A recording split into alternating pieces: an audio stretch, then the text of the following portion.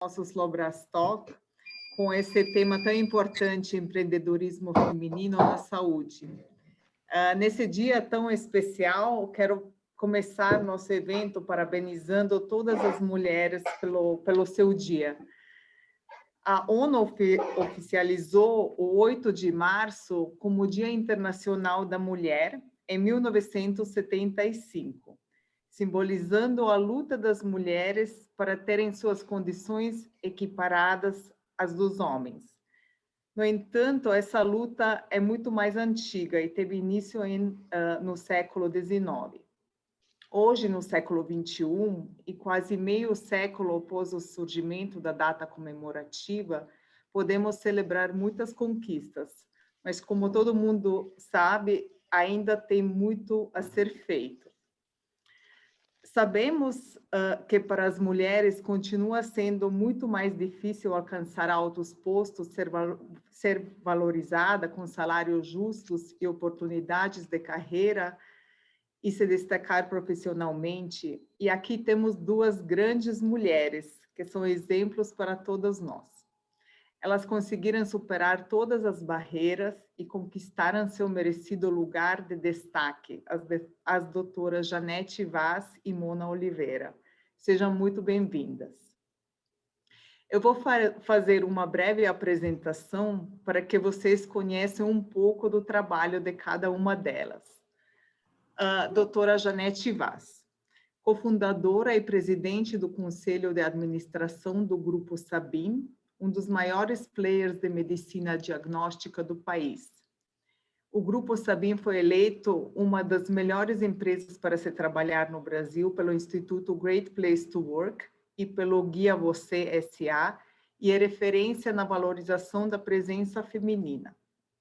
Ela é também membro do Conselho Diretor da Universidade da Brasília, membro do Conselho Curador da Fundação Dom Cabral, membro do Conselho Regional do SENAC do Distrito Federal, membro do Conselho de Administração Júnior Achievement Brasil, membro do Conselho Deliberativo da Associação Brasileira de Recursos Humanos do DF, integra a diretoria do Instituto Brasileiro de Executivos de Finanças do DF, líder e cofundadora do Grupo Mulheres do Brasil.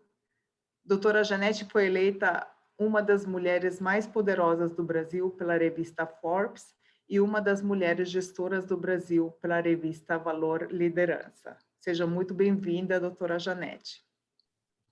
Obrigada, é um prazer enorme. Obrigada. Doutora Mona Oliveira, PhD em Ciência Biológica e Nanotecnologia, a fundadora e Chief Science Officer da BioLinker, startup considerada uma das 500 mais promissoras na área científica pelo Hello Tomorrow Challenge no ano passado. A empresa líder brasileira em sistema de expressão livre de células e no desenvolvimento de biomoléculas customizadas.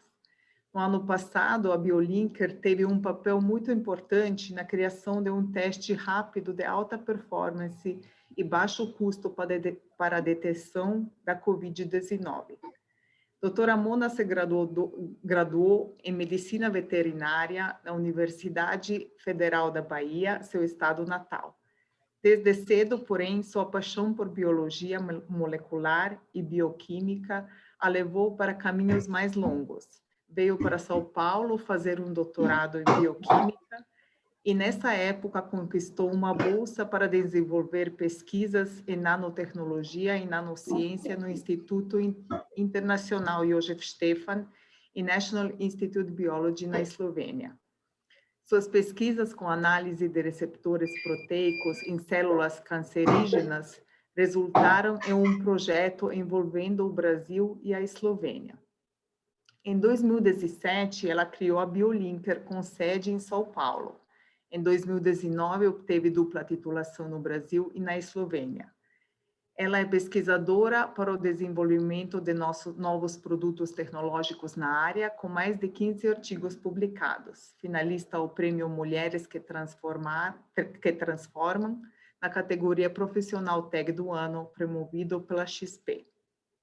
Agora passarei a palavra ao nosso embaixador da Eslovênia no Brasil, Gorazd Trenčar, por favor. Muito obrigado, querida Tatiana. Deixe-me também começar parabenizando todas as mulheres, senhoras e senhorinas, doutoras, pesquisadoras, líderes, neste dia. Hoje é o seu dia, normal, e principalmente suas vozes devem ser ouvidas. No entanto, gostaria de só acrescentar uma breve reflexão sobre o impacto da pandemia e a situação atual na vida de muitas mulheres na Eslovênia, no Brasil, em todo o mundo. Para muitas mulheres, a pandemia e as medidas que devem ser tomadas para garantir a saúde pública significam que ficou ainda mais difícil conciliar o trabalho como papel de esposas e mães. Em muitos casos, mulheres precisam se envolver ainda mais com a educação e o bem-estar de seus filhos e famílias, por exemplo. O isolamento social e o trabalho em casa estão colocando ainda mais estresse adicional em muitas famílias. É normal, a pandemia não tornou a vida de ninguém mais fácil, né? Mas parece que as mulheres, em particular, estão mais uma vez carregando o fardo da situação. Por outro lado, a crise trouxe para foco muitas mulheres da saúde, médicas, pesquisadoras, líderes empresárias na área da saúde e da indústria farmacêutica, heroínas silenciosas que já realizavam um trabalho muito importante antes, né? Mas a população em geral não as conhecia bem. Na Eslovênia, por exemplo, as mulheres desempenham um papel central na resposta à pandemia. Elas estão à frente do grupo de especialistas médicos que fornece orientação pela governo. Acredito que esses exemplos de liderança feminina são mais importantes que nós imaginamos, particularmente por gerações do futuro, para meninas. Ter modelos é essencial e a melhor maneira de desafiar os conceitos tradicionais, muitas vezes estereotipados, ou de homem médico e mulher enfermeira, por exemplo. E por isso que é ótimo ter nossas duas palestrantes hoje da área de negócios da saúde. Doutora Janete, doutora Mona, ambas mulheres maravilhosas, talentosas, líderes em seus respectivos campos.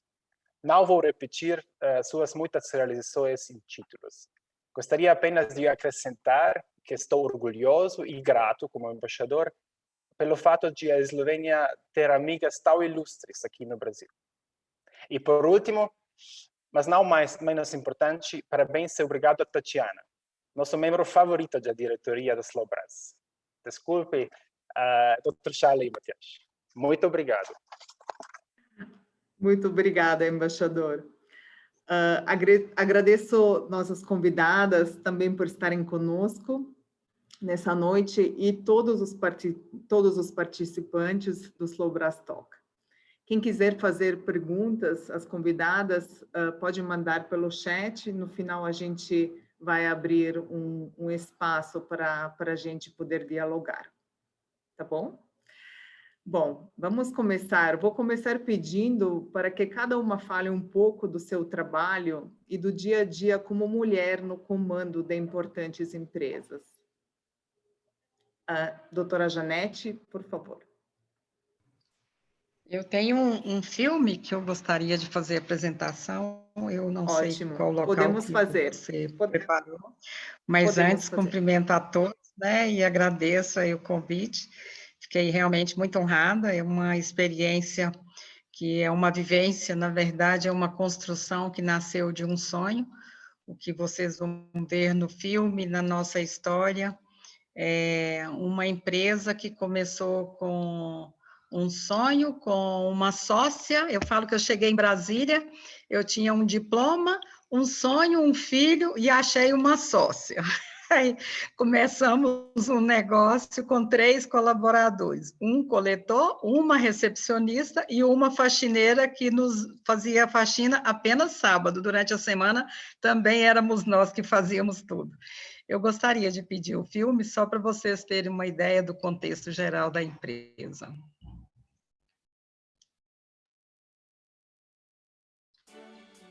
Inovar, acreditar, empreender. Buscar a máxima qualidade em todos os detalhes. É assim que o Sabin cumpre sua missão de oferecer serviços de saúde com excelência, sem abrir mão do atendimento que olha nos olhos.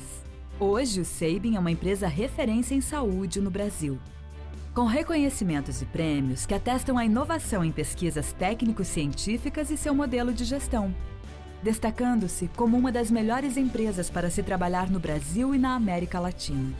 No Sabin, pensar o futuro é um exercício diário. E nós temos muito orgulho da nossa trajetória. Ela foi estruturada na qualidade, na inovação e no desenvolvimento contínuo das nossas pessoas. Ao longo dos anos, o Sabin levou excelência e seu jeito especial de atender para todas as regiões do país. Definimos um projeto de crescimento e de expansão ousado, de expansão geográfica para diversas cidades e estados. Hoje estamos em mais de 10 estados no Brasil e o nosso papel é de levar esse serviço de excelência do Sabin para todos os lugares onde nós estamos. A empresa possui um amplo portfólio de exames laboratoriais e de diagnóstico por imagem, realizados a partir de um rigoroso controle da qualidade, chancelados por programas de acreditação e certificações. Oferece também o serviço de check-up executivo e vacinação.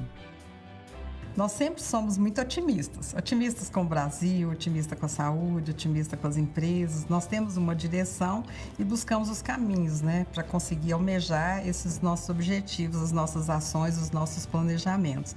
E para isso nós colocamos as pessoas no centro da estratégia da empresa. Por meio do Instituto Sabin, a empresa investe em diversos projetos de impacto social nas comunidades onde atua. O Grupo Sabin está entre as maiores empresas de medicina diagnóstica do país. Localizada no coração do Brasil, sua sede possui um núcleo técnico operacional referência nacional em automação laboratorial. O Sabin cresceu, se transformou mantendo seus valores. O resultado de tudo isso pode ser visto no sorriso dos colaboradores e na satisfação dos seus clientes. Sabin, medicina diagnóstica. Bom, este é um pouco da nossa história, que começou em 84 e teve um exponencial crescimento após 2010, 2012, quando desenhamos um projeto de crescimento com parceria, com a orientação da Fundação Dom Cabral. 2013, nós construímos do nosso conselho de administração, onde eu e a Sandra passamos para o conselho como presidente e vice-presidente, uma vaga para cada família. Os filhos era a minha grande preocupação, o que fazer com os filhos. Eu havia construído uma empresa pensando nos filhos, mas a empresa ela tinha uma composição de crescimento, valorizando as pessoas, a gestão de pessoas e o crescimento profissional. A doutora Lídia já fazia 15 anos, assumiu a presidência com um grupo, e os filhos eles foram para o conselho também, como ouvintes, e uma vaga para cada uma oficial. Este modelo nosso foi muito bem sucedido de implantar a governança, de implantar este conselho e de trazer ao mesmo tempo um planejamento de crescimento que nós conseguimos, depois disso, trazer outras empresas.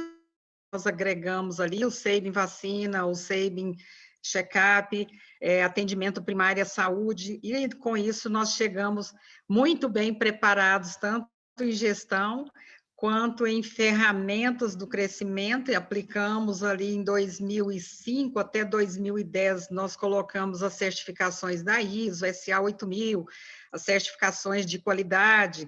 Entramos também para a pesquisa de clima organizacional da Great Place to Work, onde nós já estamos há 16 anos, sendo 14 anos entre as 10 melhores Então, tudo isso foram ferramentas que nos ajudaram no nosso dia a dia, e hoje, com a pandemia, houve uma mudança total aqui no nosso dia a dia, né? 2019 eu fiz 75 palestras no Brasil e este ano eu fiquei presa em casa, né? Este ano eu falo que eu cuidei de neto, eu valorizei o piano, fomos realizar sonhos, né? Contratamos uma professora de piano, contratamos uma professora de dança, e o dia a dia passou a ser definitivamente online, que eu acho que foi o grande aprendizado de todo mundo, foi muito importante para todos nós, né? Foi importante, inclusive, para a governança também, essa liberdade que todos eles passaram a ter com o nosso distanciamento, e a gente trouxe todo esse aprendizado, né? Tudo isso que nós construímos. Foi uma história que entra os valores, são 4 valores muito significativos. Esse grupo de líderes, eles conseguiram permanecer com os mesmos valores e recebendo as mesmas premiações, o que nos leva a crer que definitivamente nós validamos todos esses processos que já estavam consolidados ao longo dos anos. Eu falo que 4 valores são extremamente importantes. Nós vamos fazer um curso chamado Os 8 P's da Governança. Em cada P, o professor convidava uma empresa para aplicar o estudo dele. E eu pensei que iriam nos chamar para falar de pessoas, nos chamou para falar de princípios, o que foi muito importante para nós, porque nós fizemos uma imersão dentro daquilo que havíamos construído, uma imersão dentro daquilo que nós estava ali presente em todas as nossas ações, em nossas decisões do dia a dia, mas nós as colocamos de uma forma muito visível. Os valores empresariais, que hoje eu falo que nós transcendemos os muros da empresa, literalmente, multiplicando e sendo inspiração das práticas dos nossos processos, do nosso dia a dia. Os valores culturais, onde nós falamos o jeito Sabin de ser, que ele é muito forte, literalmente. Os valores espirituais, falamos de Deus com muita naturalidade, a empresa dá liberdade total, mas nós somos cristãos. E ali dentro nós temos alguns projetos que já foram até premiados, onde cada pessoa que tem algum tipo de sofrimento na alma, ele sabe onde recorrer, ele tem pessoas para orientar, para ajudar, para ouvir, e é muito importante isso, e a gente fala que são os princípios de honestidade, princípios de sabedoria, princípios de honradez, de liberdade, de servir, de amor, né? Todos esses princípios, eles estão ali dentro do nosso dia a dia. E outro são os valores familiares, onde nós trazemos os modelos que aprendemos com os nossos pais. Meu pai foi uma referência para mim, eu morei em fazenda até 10 anos de idade. O papai tinha 2º ano primário só, mas ele ensinou matemática e física para todos os filhos. E ele foi essa pessoa que trouxe as referências. Sua palavra vale mais do que a sua assinatura. Se você quer uma boa colheita, prepare muito bem a terra, escolha muito bem a semente, que você terá bons frutos. Foram ensinamentos que nos ajudaram a crescer, a desenvolver, e hoje nós sabemos a importância que é tudo isso aí para o cliente também. Temos um foco muito grande no cliente, olhamos as 4 bases que nós falamos, que é a qualidade do serviço prestado, o contrato deve ser entregue com qualidade, a velocidade na resolução dos problemas e buscar inovação permanentemente.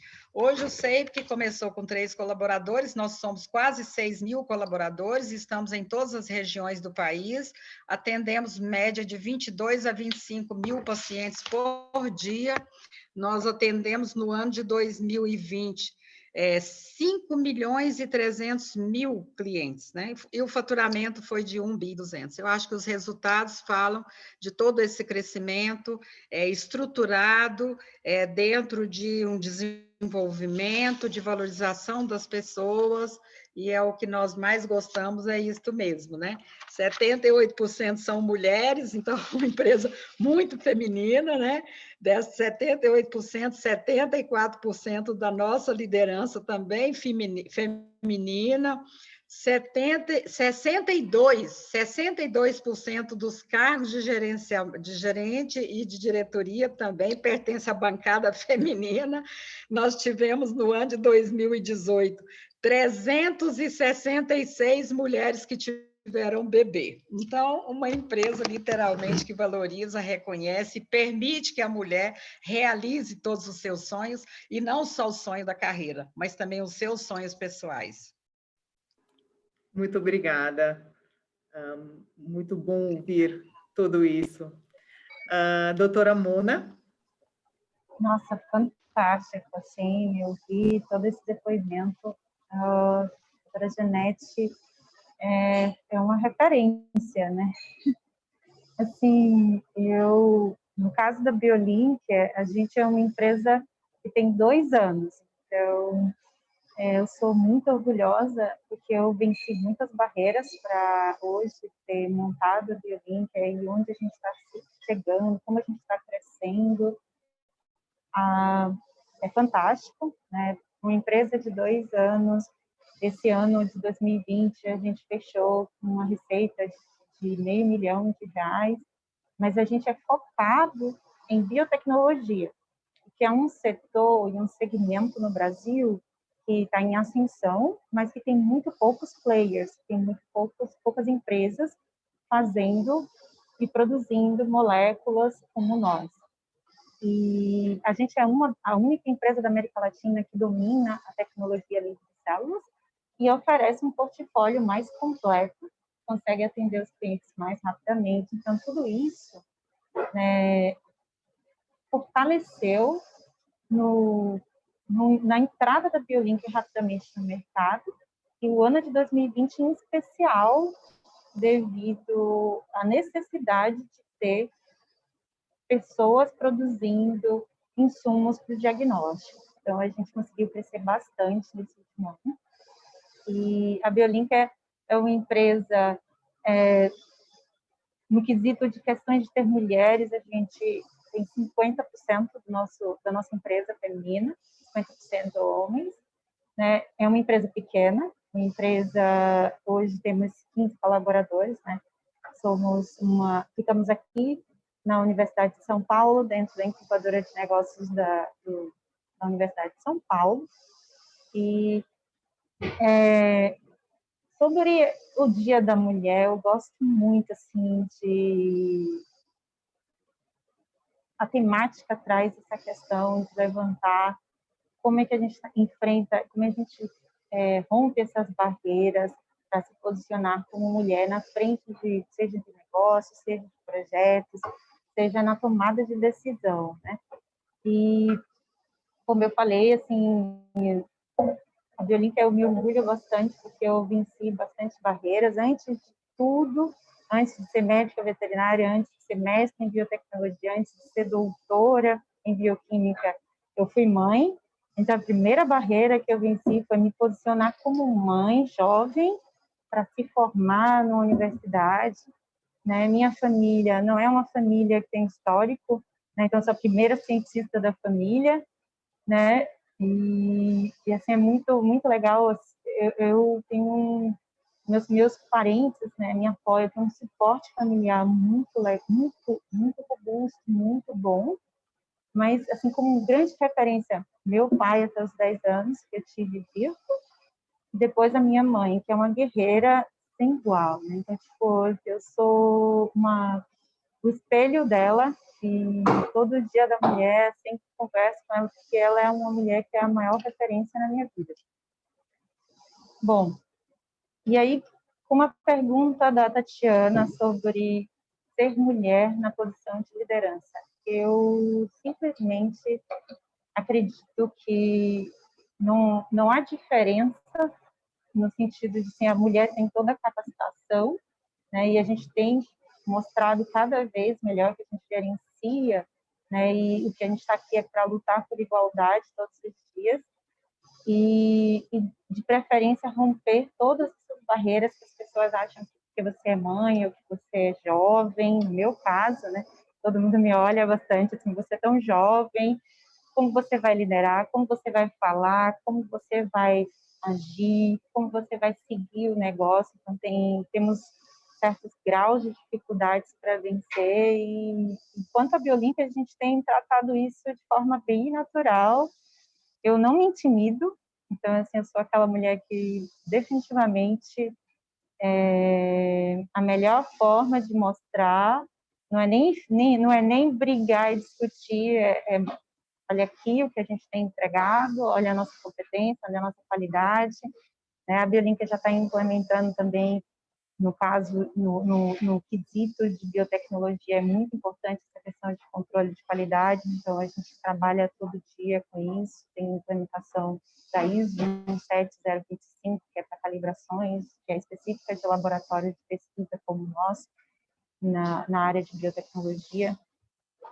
E eu acho que o que eu tenho para falar para vocês, principalmente para as mulheres hoje que estão na live, ouvindo e escutando, que nunca desistam, que se estruturem, que se permitam, que rompem mesmo as barreiras, e que a diversidade dentro do trabalho é um fator que só aumenta a qualidade dos resultados, seja ele em empresa, seja ele em projeto, seja em pesquisa, seja ele em qualquer tipo de segmento, na política, tá?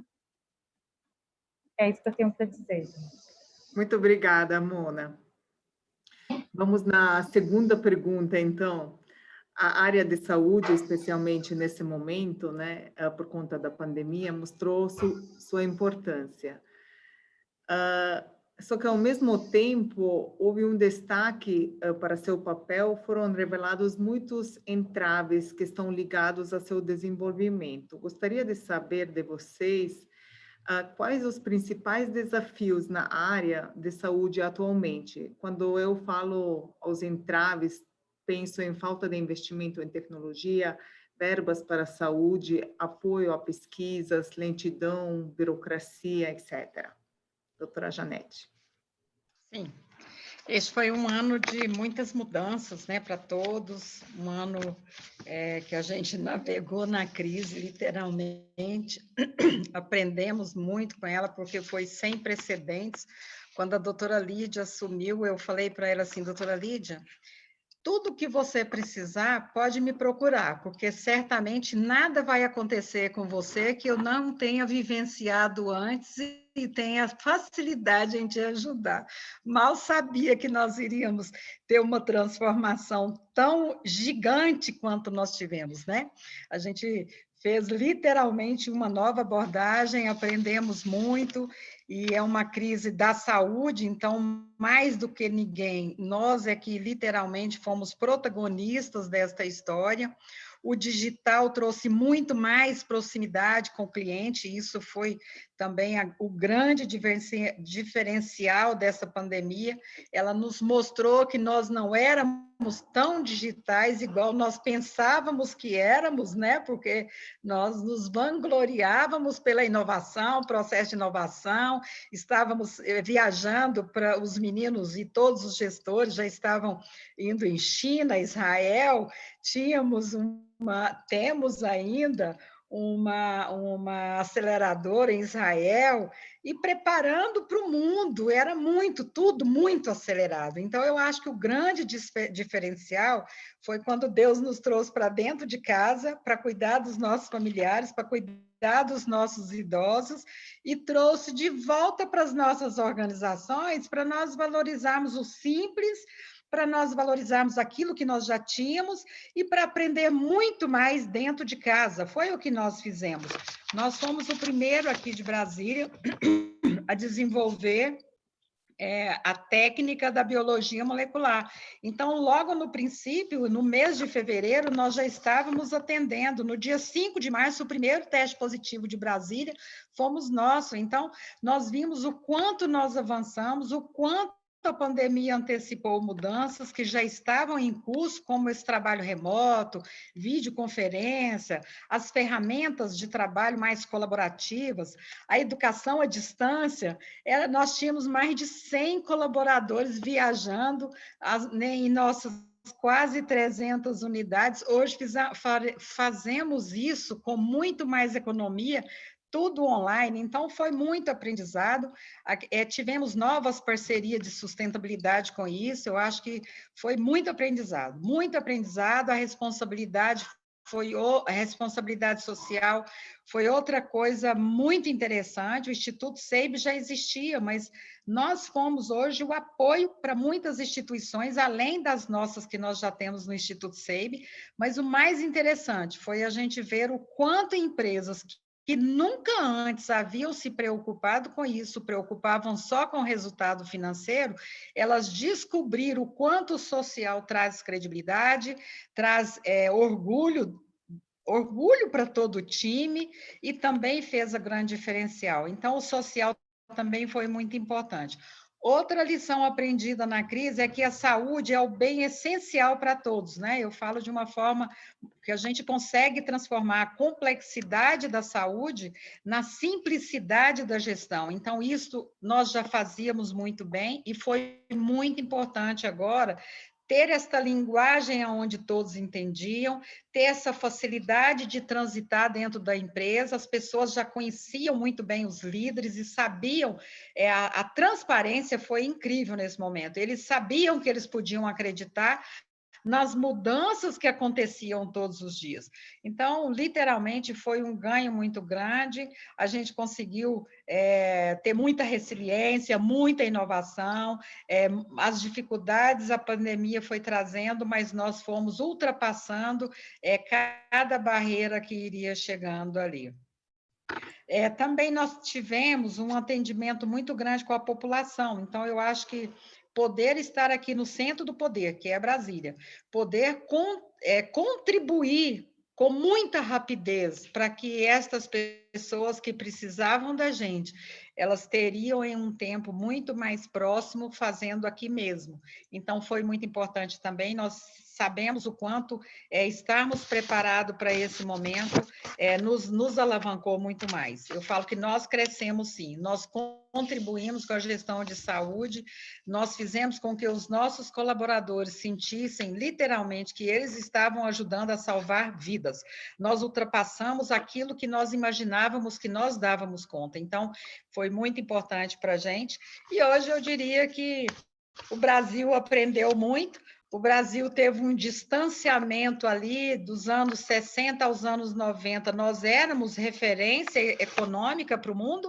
Dos anos 90 para cá, a gente teve um distanciamento do mundo justamente pela dificuldade de acompanhamento tecnológico e houve uma disrupção brusca, né? O Brasil chegou agora junto com todas as empresas. Então, eu vejo também que nós chegamos em um momento de muitas oportunidades, de muito avançar, e nós podemos agora diminuir essa distância que nós tínhamos e trabalhar agora com muito mais proximidade, com muito mais capacidade de estar próximo dos países mais avançados. Então, eu enxergo hoje que nós temos esta oportunidade de resgatar aquele período que nós desperdiçamos ali e que nós perdemos tempo. Então, os países hoje estão acompanhando a evolução tecnológica e nós estamos indo juntos. Eu acho que esse foi a grande oportunidade e o grande diferencial para todos nós.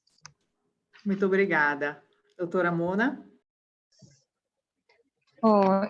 Então, no nosso mercado de atuação, as dificuldades para a implementação de novas tecnologias são muito voltadas na aquisição de insumos, certo? Hoje a BioLinker, por exemplo, ela horizontaliza, a gente praticamente produz quase todos os building blocks, os pedaços do nosso projeto, do nosso kit, do nosso produto, da proteína. Então, a gente só tem, com isso, a gente consegue acelerar e manter um controle de qualidade otimizado, mas em competição com empresas de fora, empresas de biotecnologia nos Estados Unidos, por você ter um ecossistema muito bem estruturado e diversas facilities nessa região, por exemplo, ou na Irlanda também, que é outro nicho de biotecnologia. Recentemente, a Polônia também está virando e está buscando bastante startups nessa região. E Londres. eles têm lá um ecossistema estruturado para fazer análises, para adquirir resultados que acelera demais o processo de desenvolvimento. Por exemplo, isso é um exemplo assim bem dentro do quesito da pandemia, houve várias universidades fechadas. No Brasil, o que a gente faz? A gente fica dentro da universidade, onde estamos agora, temos o nosso parque de produção, mas existem equipamentos analíticos que são extremamente caros para uma pequena empresa como a nossa ter no primeiro ano de desenvolvimento. Então, a gente usa isso como serviço externo na universidade. Isso impactou bastante para a gente, as universidades fecharem as portas, porque a gente não tinha como fazer essas análises.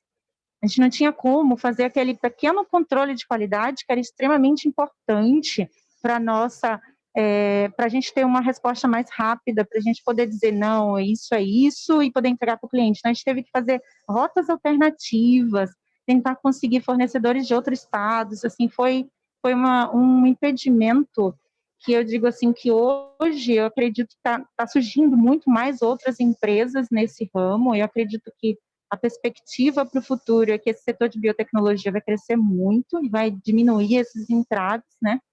Assim como a Anvisa melhorou bastante o processo para deliberação e registros de kits, e eu acredito que depois dessa experiência do Covid também a burocracia para obter registro, que é uma segunda barreira que startup como a nossa enfrenta para colocar produtos no mercado.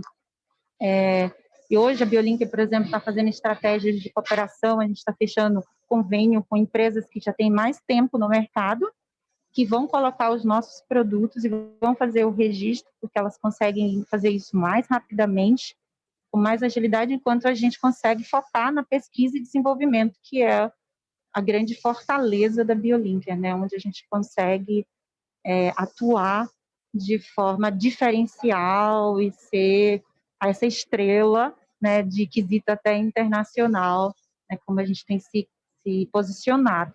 Mas os maiores entraves hoje para a nossa empresa, para o desenvolvimento, para entregar produtos, para entregar qualidade, seriam esses 2 pontos.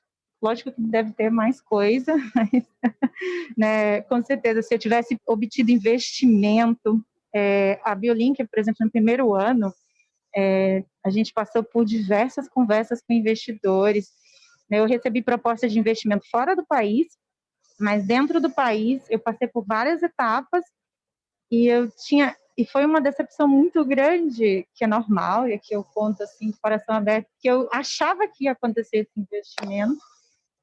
Isso resolveria muitos problemas, a gente ia poder obter vários equipamentos, obter mais pessoas, eu ia poder conseguir acelerar os nossos processos e, infelizmente, na última hora, quando o fundo mandou para os Estados Unidos, o pessoal nos Estados Unidos não quis investir, foi um baque. E a gente não recebeu esse investimento que estava previsto para início de janeiro de 2020, e foi quando a gente começou, e não recebeu porque a gente não tinha um faturamento. A gente começou em 2019 e não teve 0 faturamento, foi um ano de descobrir, de entregar amostras, de conhecer o mercado, de ver os clientes. Começamos 2020, começamos a faturar. Faturando, veio a pandemia, os nossos contratos foram congelados. E a gente começou a trabalhar com o Covid-19. Então, isso fez um escalonamento. E eu acho que agora, no próximo ano de 2021 ou 2022, a gente deve estar conseguindo uma rodada de investimento, né? E acredito que estamos começando a ficar bons para um investidor. Ótimo. Torcendo aqui. Vai ser um sucesso, Mona. Na experiência de vocês, quais são os fatores decisivos para o sucesso de seu trabalho? Vamos começar com a doutora Janete. Eu respondo, Janete? Oi, doutora Janete. Primeiro, parabéns para a Mona, que gracinha, gente. Adoro ver essas meninas novas já abrindo para o mercado e falando uma linguagem que nós apanhamos tanto para aprender, né? Então, eu acho que as experiências, né, os fatores decisivos agora para a gente, eu acho que são exatamente o que você já chegou sabendo, né? Nós trouxemos uma longa jornada de aprendizado que nos trouxe até aqui. Então, no começo, eu falo que nós fazíamos tudo muito por intuição, percepção, e nós conhecíamos muito pouco de negócio, né? Muito pouco. Então, eu vejo você hoje com uma linguagem muito distante da nossa ali naquele começo. Os 15 primeiros anos, nós sofremos para entender, porque a única coisa que nós sabíamos era fazer exame, mas nós não conhecíamos de negócio. Apanhamos, erramos, tivemos muito prejuízo.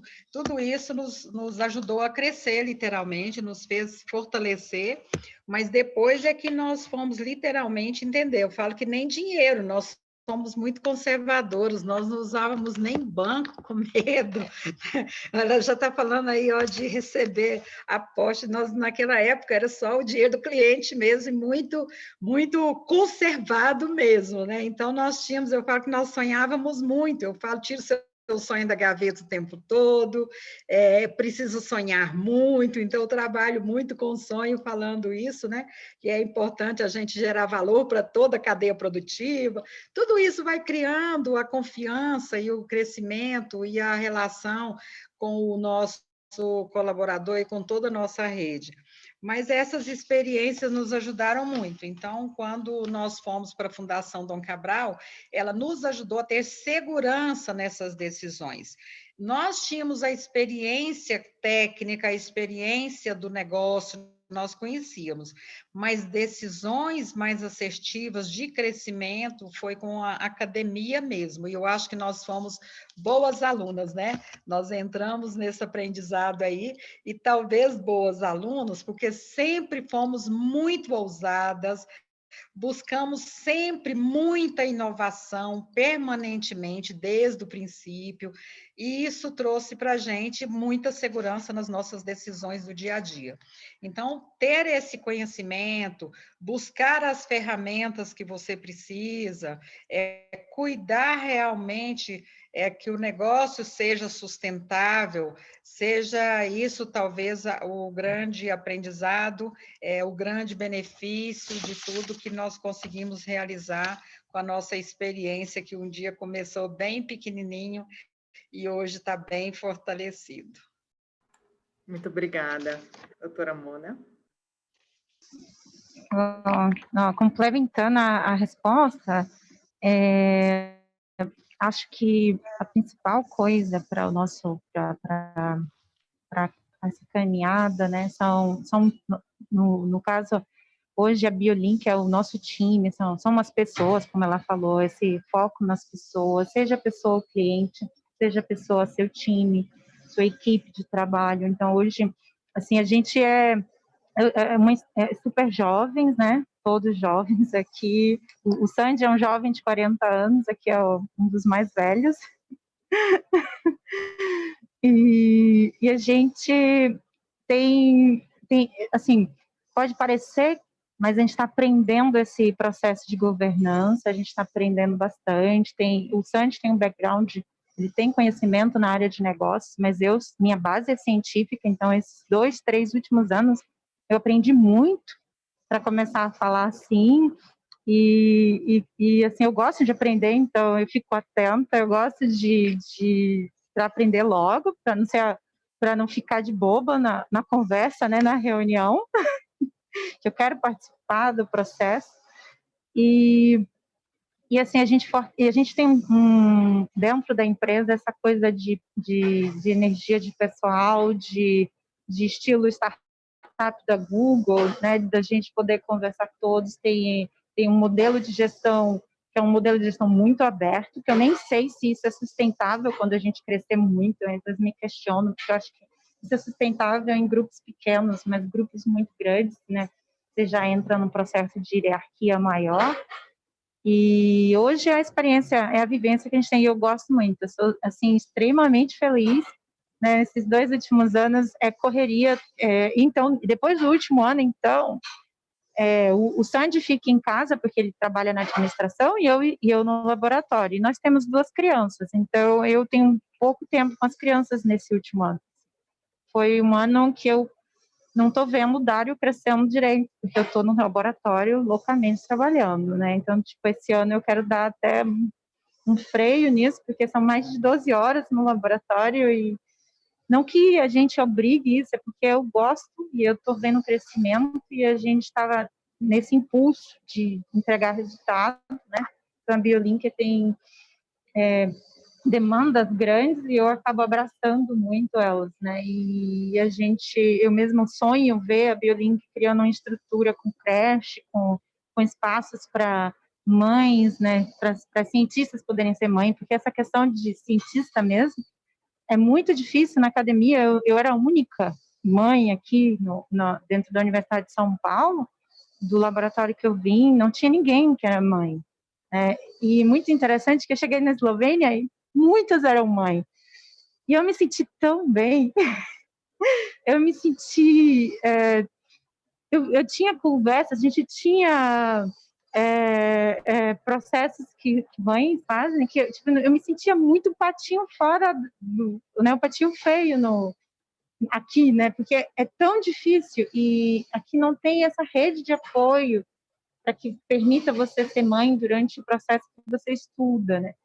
Por sorte, lá na Federal da Bahia tinha creche e eu consegui fazer a minha faculdade, mesmo estudando o dia inteiro, levando a criança junto, porque tinha essa creche. Mas aqui hoje, na Universidade de São Paulo, não tem creche para as alunas de graduação. Então, isso é um bloqueio para as mães poderem se formar, para as mães poderem se posicionar e seguir uma carreira acadêmica, né? Então, eu acho extremamente importante e é um sucesso, né? Poder ter mais mulheres, poder permitir que elas possam crescer no ambiente de trabalho e poder ter isso, eu acho que é um caminho para o futuro.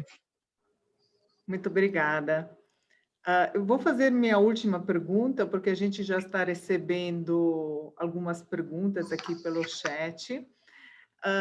O que eu queria saber, o que é necessário para se empreender na área de saúde aqui no Brasil? Como vocês veem o futuro da saúde no país? Doutora Janete. Antes de falar do futuro da saúde, eu queria completar ali, porque eu acho que a Nana falou tão bem sobre o período da gestação, dos desafios da maternidade, e eu gosto muito de falar sobre isso, porque eu acho que faz parte do sonho da mulher ser também mãe, né? E eu tive os meus grandes desafios, porque eu não tinha ninguém que me ajudava. Eu precisava de fazer tudo e era eu e meu esposo, então nós é que fizemos tudo. E chegou um ponto em que eu procurei um casal de psicólogo para saber se mais tarde os meus filhos iriam cobrar a minha ausência. E o que eles me responderam era que os meus filhos teriam orgulho do que eu havia construído, porque o pouco tempo que eu dava para eles era muito mais impactante do que muitas mães que muitas vezes abandonavam o emprego para cuidar dos filhos. E eu falo que isso realmente foi uma coisa muito importante, que eu lembrei a vida toda. Meus filhos nunca tiveram problema, hoje cada um está no seu negócio. O mais velho é médico, Leandro, já tem 2 filhos, o Henrique e o Mateu. A Raquel tem 2 filhas, né? A Ana Gabriela e a Duda. A Raquel e o Rafael, eles têm uma fábrica de suco no interior de Minas Gerais. Então, aquela dificuldade do começo e as experiências que eles vivenciaram junto comigo foram importantes para a vida deles, para o negócio deles, e o aprendizado que eles tiveram do modo de fazer uma empresa com ética, com responsabilidade social, valorizando as pessoas, incentivando as pessoas, tudo isso eles hoje aplicam também no dia a dia das empresas dele. Então, era só um depoimento em relação ao que ela acabou de falar, que eu achei incrível também. O que é necessário para as empresas do Brasil hoje, né, o futuro da saúde, nós estamos num momento de muito impacto da saúde.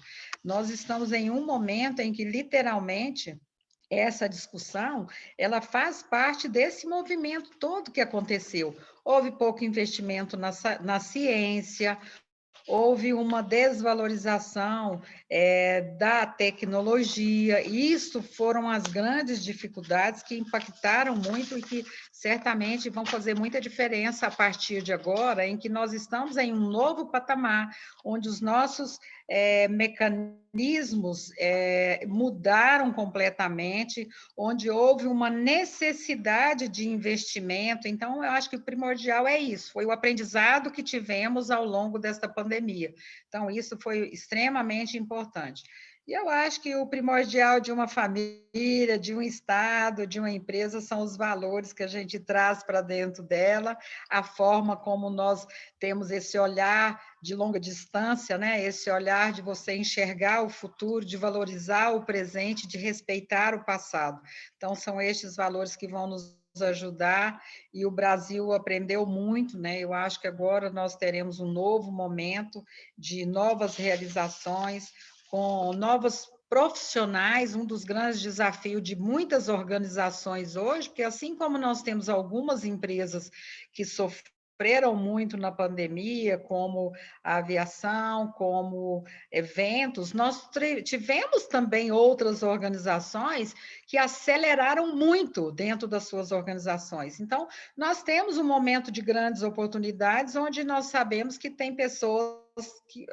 Tem empresas que hoje o problema que elas têm para resolver é contratar pessoas com a capacitação tecnológica que ela precisa. Então, hoje, talvez um dos grandes desafios para quem está montando um negócio do futuro, né, um negócio de saúde ou não, é conseguir as pessoas com a competência que precisam, porque o mercado não está preparado, com a falta ainda da educação tecnológica no país, e nós vamos precisar de trabalhar muito a parte da educação para ajudar qualquer tipo de segmento que possa abrir agora, de agora em diante. Obrigada. Doutora Mona.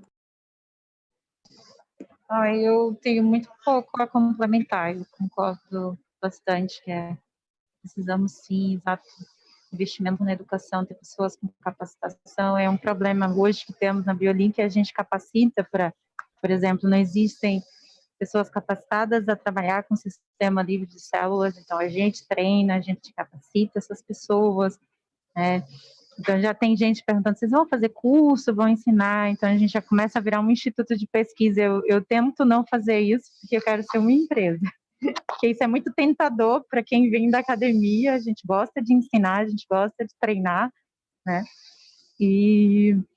Mas eu acho que exatamente esses são as medidas, e vai ser extremamente importante a questão da educação, para a gente conseguir se posicionar, né? E se posicionar como um país referência tecnológica. Não necessariamente a gente é referência no agronegócio, né? Isso é um mercado que movimenta bastante dinheiro no Brasil, né? Eu não sei os dados da área de diagnóstico, genética com certeza sabe melhor, seja diagnóstico molecular, mas a Biolink hoje tem trabalhado em diversos mercados, né, o que a gente está começando a direcionar. Eu não vou me estender, senão eu vou sair da pergunta. Muito obrigada. Uma honra ter vocês duas aqui hoje, num dia tão especial. As histórias lindas, os percursos lindos e vendo o sucesso das empresas me orgulha muito. Eu gostaria de passar a palavra para o Dr. Shalley, que mandou aqui uma pergunta no chat, mas eu gostaria que ele mesmo falasse, por favor. Bom, boa noite e parabéns ao embaixador, a Tatiana e Matias Sobras pela palestra que fizeram para organizar a palestra. Eu tenho uma pergunta, a primeira pergunta para a doutora Janete, se ela é mineira. Eu falei, uai ou trem? Eu falo que eu sou goiana, mas todos os dias me perguntam se eu sou mineira, porque eu falo uai e trem, né? Mamãe é mineira, minha mãe é mineira, ali perto de Belo Horizonte. E a Sandra, que é a mineira, eu sou goiana. Mas bom, porque os valores que a senhora mencionou do seu pai, né, são valores muito de interior de Minas, né, aliás, e também dos fazendeiros no interior de São Paulo. Por sinal, nós temos fazendeiros eslovenos em Goiás também, né? Tem 6 mil hectares de terras para serem lá. O segundo ponto, muita gente não lembra, né? E eu vou falar uma coisa que é politicamente muito incorreta, mas na década de 70, né, se dizia que o melhor médico de Brasília era o Dr. Boeing, né? A medicina em Brasília não era desenvolvida e a população não confiava no sistema médico que foi. Então, o que a senhora, com sua sócia e seus colaboradores construiu, para quem teve esse contato em Brasília, é muito maior do que se tivesse construído isso como foi construído em Belo Horizonte por também laboratório de alta qualidade, né? Ou laboratórios que foram construídos em São Paulo, né? O ambiente de construção disso aqui em Brasília foi muito mais difícil, muito mais complexo e muito mais, vamos dizer, desafiador, portanto, exigiu muito mais esforço de sua equipe para conseguir, inclusive, a sua expansão pelo resto do país. Então, terceiro ponto que gostaria de salientar, nós tivemos aqui, graças a essa sugestão, e eu, pessoalmente, sou muito grato que aprendi muito das duas hoje, exemplos que a senhora mencionou de linha de tempo de duas gerações diferentes entrando num ramo muito competitivo, porque a medicina ela é globalizada. Medicina compete, os resultados da medicina, na área de medicina, você não compete localmente. Você tem que prestar serviço de última geração, vamos dizer, né? Então, o que eu aprendi, né, inclusive escrevi para a senhora que tive o prazer de colaborar na Fundação Dom Cabral, onde sou professor associado com PAEX, né, e fico extremamente orgulhoso e feliz de que a senhora menciona. Aliás, na Fundação Dom Cabral, no seu conselho internacional, nós temos um esloveno, professor doutor Peter Jambrek, que foi convidado por Emerson para fazer parte, né? E que foi presidente da Corte Constitucional da Eslovênia, mas que no Brasil, apesar de todos os sinãos, eu fundei minha primeira empresa, a primeira fábrica em 67, fiquei muito emocionado da maneira que a senhora descreveu como começou, porque nós também começamos assim, né? Exatamente na mesma coisa, ou seja, aqui no Brasil, você trabalhando direito, persistindo, você é capaz de administrar todas as variáveis políticas, macroeconômicas e a confusão. Enquanto você decide ser empresário, você não decidiu para ser rico. Para ser rico, meu pai falava, pega uma metralhadora, vai no banco, solta 5 tiros e você vai ser rico. Agora, consequências são outras.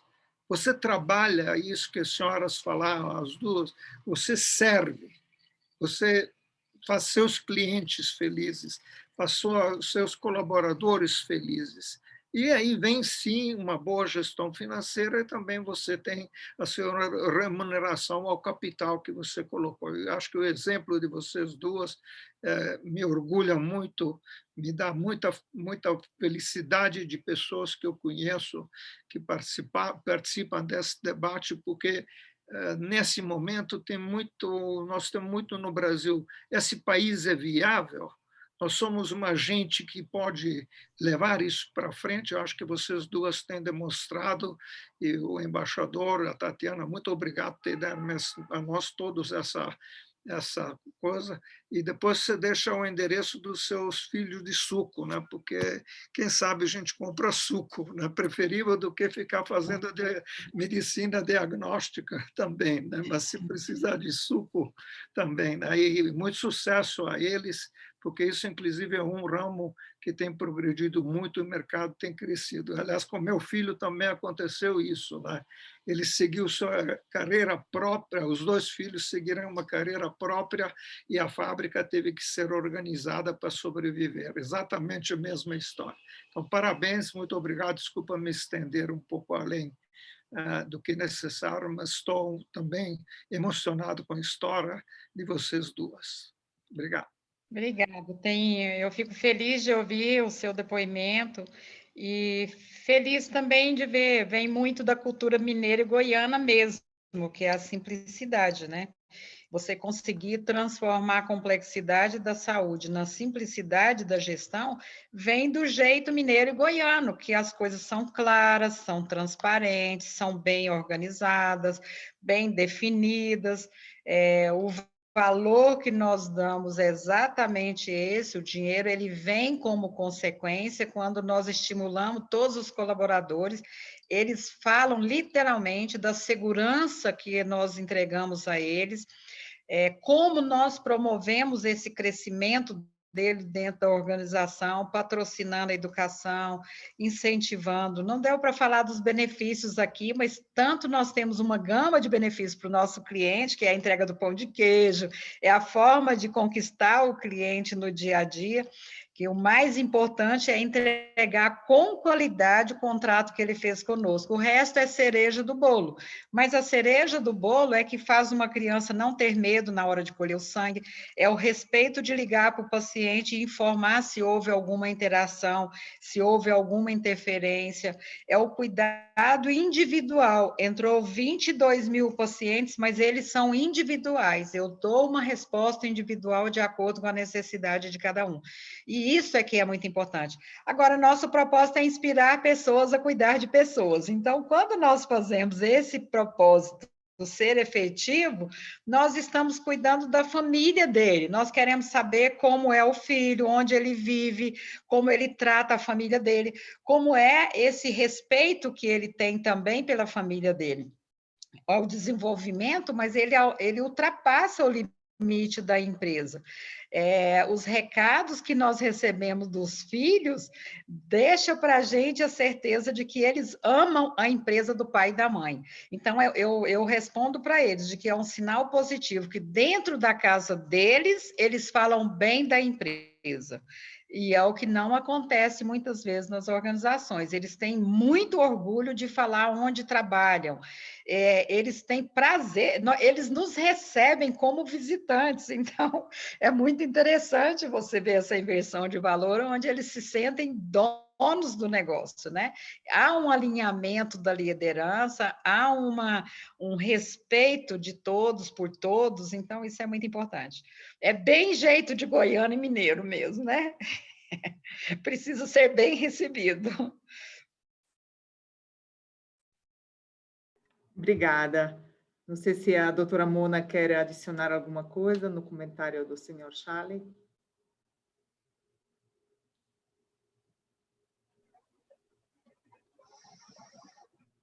Não, Tatiana, pode continuar. Ok, obrigada. Vou passar a palavra para nosso embaixador. Goras, por favor. Você deixou uma pergunta aqui no chat também. Muito obrigado e parabéns a ambas. Excelentes palestras, muito interessante e muito inspirador também. Uma pergunta que me interessa muito pessoalmente também, impacto a longo prazo, né, da pandemia no futuro do trabalho. Quais serão as consequências de trabalhar em casa, particularmente, né, para as empresas, mas também para as famílias? E, em particular, do ponto de vista de duas empresas que têm esse compromisso, né, com o impacto social também em seu DNA. Muito obrigado.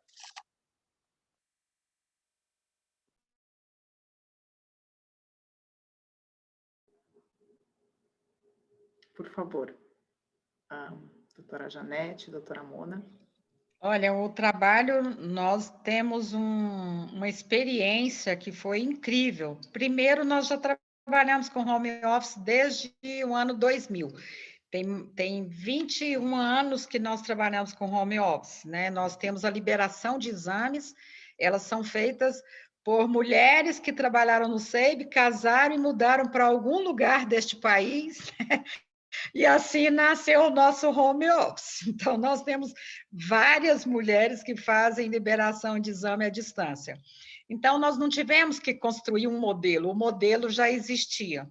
O que fez foi naquele momento zero ali, no dia 19 de março, nós colocamos 1.800 funcionários de férias, e todos os que tinham comorbidade, os mais idosos, todos fazendo home office, e hoje só tem fazendo home office aqueles que têm mais idade, qualquer doença ou qualquer problema psicológico de medo, e esse também nós respeitamos. E as nossas grávidas, porque gravidez agora virou um problema, né? Porque a gravidez agora ela não pode ficar na frente do atendimento. Então, o que nós fizemos? Começamos a trazer novos modelos para essas mulheres que estavam grávidas, que têm o conhecimento de exames, elas sabem tudo de exame de atendimento, elas conhecem processos que facilitou o home office para elas também. Então, nós conseguimos adequar o momento à necessidade do momento. Agora, em relação à cultura da empresa, o trabalho em home office, ele se perde muito. Então, nós levamos muitas pessoas para o home office, mas depois nós trouxemos de volta, porque, literalmente, um líder longe da equipe, no momento de pandemia, onde nós somos protagonistas, seria muito difícil de coordenar esse trabalho, porque é dia a dia. Nós temos 4.000 pacientes COVID por dia, nós temos 4.000 emergência COVID por dia, nós temos 4.000 clientes que estão passando por um problema de medo por dia. Isto você faz olho no olho, é a voz, é o atendimento ali, naquele momento ali. Então, nós estamos trabalhando desta forma. Agora, todos os que têm qualquer tipo de comorbidade, mesmo que seja psicológica, eles estão em home office. Respeitamos, não demitimos ninguém, entramos no hashtag não demita, não diminuímos o salário de ninguém, mesmo eles estando com salário, um período com horário menor, mas nós respeitamos tudo isso aí e não tivemos nenhum problema, muito pelo contrário, eles ficaram muito gratos. Muito obrigada. Bom, rapidamente, só vou falar um pouco aqui na dinâmica da BioLinker. No nosso caso, toda a área comercial de vendas ficou home office, mas na área de produção, no caso, a gente produz kits, toda teve que ficar dentro do laboratório, porque desenvolvendo os testes, porque é uma área certificada, a gente tem certificado de qualidade de biossegurança, a gente não tem como trabalhar ou desenvolver isso em outro lugar, né? Nossa equipe é extremamente pequena, então dá para fazer rodízios de horário, e também a gente fez recentemente exame de rotina para verificar se tem alguém, né? E passamos o ano inteiro sem nenhum problema, sem nenhuma ocorrência de Covid na equipe inteira, do ano passado até agora, né? E acredito que vai ser essa dinâmica, mas é quase que impossível um laboratório para desenvolver um produto na área de biotecnologia, fazer isso home office ou distância. A gente digitalizou a empresa bastante, tem tudo isso digital, a gente usa nuvem, tem todo o inventário da empresa online, isso porque, na verdade, é uma tendência, não foi nem o Covid que fez, e é extremamente importante. Eu tenho um sonho que é colocar uma gestão com inteligência artificial dentro do laboratório para facilitar a gestão de equipamento, manutenção de equipamento. Então, isso é uma tendência que a BioLinker faz, independente da questão do Covid, e que pode ser que no futuro a gente consiga, por IoT, fazer alguns tipos de experimento à distância. Pode ser, mas isso ainda é um sonho a se realizar, bem distante aí, sabe? Tipo Elon Musk pensando no futuro. Legal, obrigada. E a gente já estourou o nosso tempo, mas vamos dar o lugar só para a última pergunta da Irene Vida, por favor, e depois a gente encerra. Muito obrigada, sou a embaixadora Irene Vidagala, do escritório do Itamaraty, aqui em São Paulo, do ERESP. Então, começo por felicitar o embaixador e também a equipe da Câmara de Comércio Brasil-Eslovênia, e, claro, as nossas palestrantes, que privilégio ouvi-las, é realmente emocionante, como disse o Dr. Salege. Haveria muitas coisas interessantes a comentar sobre o trabalho das duas, sobretudo uma diferença geracional, mas, sobretudo, eu acho que o que reúne as duas e que não foi, eu acho que, explorado, foi o tema da política.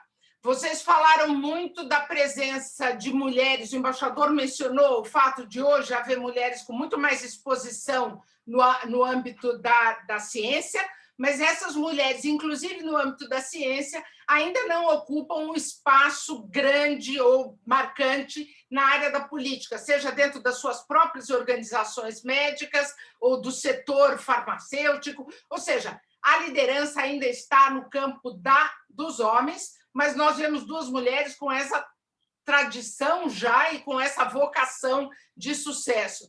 Nós hoje estamos vendo uma discussão sobre Luísa Trajano na política, todo mundo trazendo.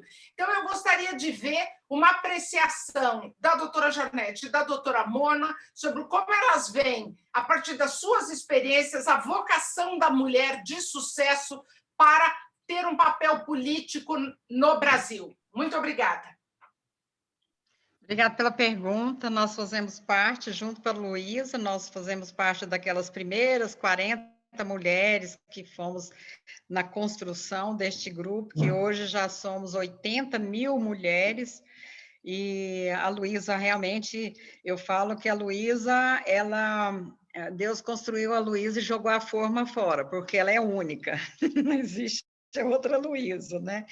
E a gente observa o quanto é necessário ter mulheres inspiradoras para que outras mulheres venham sonhar em ser uma participante no projeto político. Nós temos o Comitê de Políticas Públicas, que tem por finalidade exatamente isso, trazer mais esclarecimento para as mulheres. A mulher, ela não se candidata porque ela acha que não dá conta.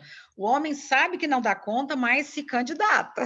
Então, ele vai aprender lá, né? Ele não se preocupa, ele não quer validar conhecimento anterior, pelo contrário. E a mulher, ela tem medo. Então, o que nós trazemos no Comitê de Políticas Públicas é maior esclarecimento, incentivando as mulheres para serem mais participativas, não só como coadjuvantes, mas literalmente ali na busca de estar à frente, de se candidatar e de ter um cargo público mesmo. Hoje ainda é muito incipiente, é muito pouco e pouquíssimas mulheres têm apoio das mulheres. Então, este eu acho que é o grande problema que nós temos aqui. Mulher não vota em mulher. Então, este é o nosso grande entrave, é a nossa grande dificuldade. Nós precisávamos de arrumar de tal forma que as mulheres se sentissem responsáveis em colocar mais mulheres ali no poder de decisão. Enquanto nós não tivermos isso, os projetos ligados às mulheres vão continuar nas gavetas. Os projetos que têm interesse de política pública para a mulher, na hora da votação, ele não tem quórum suficiente para passar. Então, enquanto nós não fizermos um esforço máximo para colocarmos ali mais mulheres, nós teremos muitas dificuldades ainda pela frente. Uma delícia ouvi-la. Muito obrigada. Enfim, a gente que milita nessa área da mulher na política fica muito feliz de ver desse trabalho do Mulheres do Brasil, que é tão importante, e o seu em particular. Parabéns. Gostei muito de ouvi-la. Doutora Mona. Oi, gente. Então, complementando, eu acho assim, esse assunto é bastante polêmico. Enquanto a Janete estava respondendo, eu estava pensando aqui bastante coisa, que é exatamente isso, apesar de termos 50% de mulheres, 50% de homens, em cargos de liderança tem muito menos mulheres. Na atual política, a situação ainda piorou, são muito menos mulheres.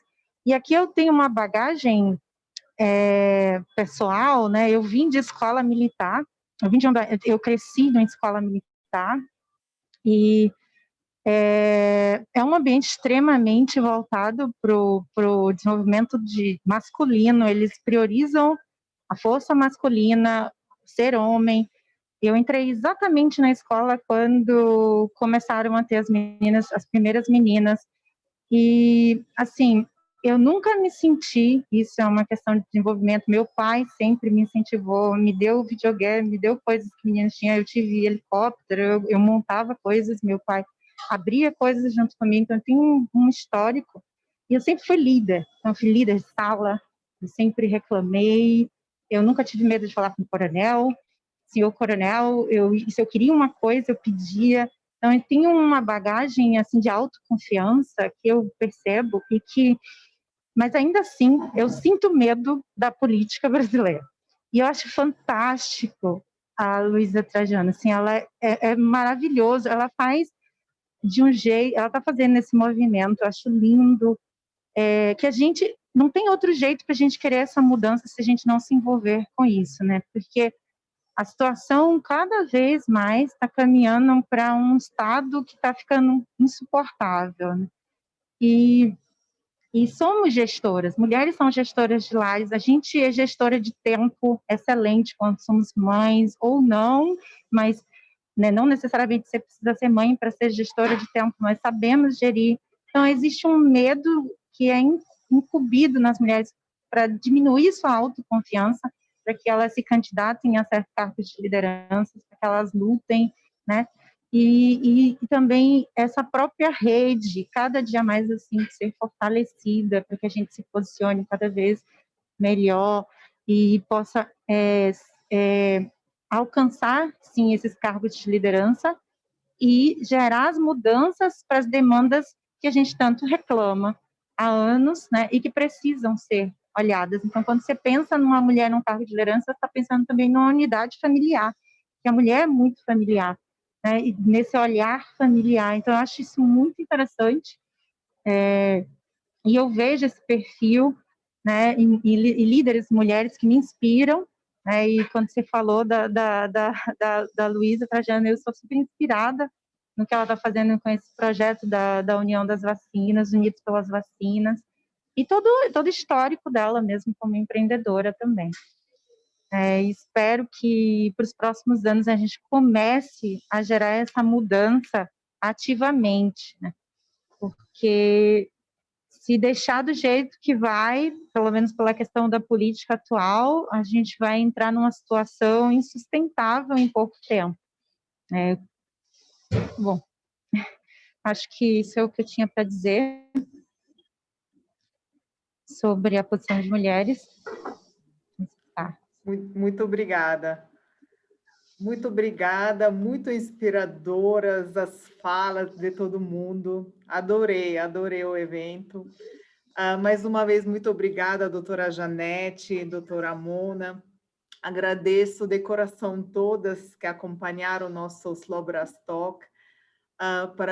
Parabenizo de novo, novamente, todas as mulheres, nossas convidadas, associadas pelo Dia Internacional de Mulher. Agradeço a participação do embaixador e todos os presentes. Está conosco também a cônsul do Rio de Janeiro, Wanda, nosso presidente da Slobras, Matias Sokan, embaixador que já teve palavra, doutor Chara, embaixadora Débora, cada um de vocês, muito obrigada pelo esse prestígio passar essa tarde conosco.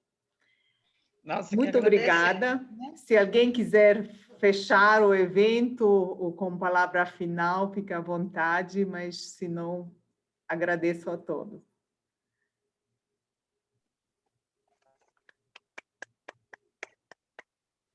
Obrigada.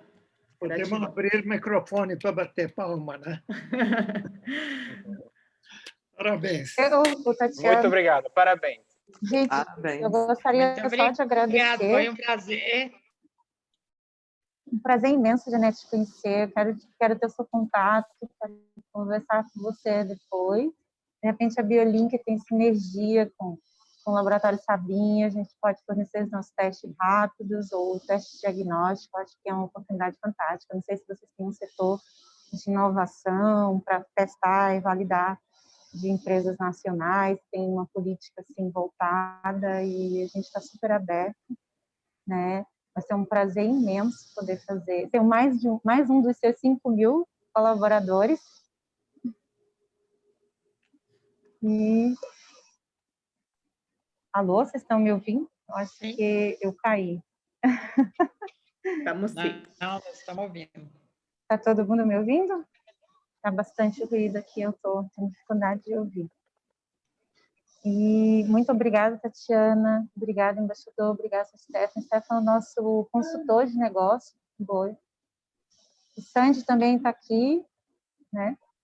A todos que assistiram, agradeço bastante. Vocês são fantásticos. Obrigada por toda a divulgação e apoio à nossa empresa.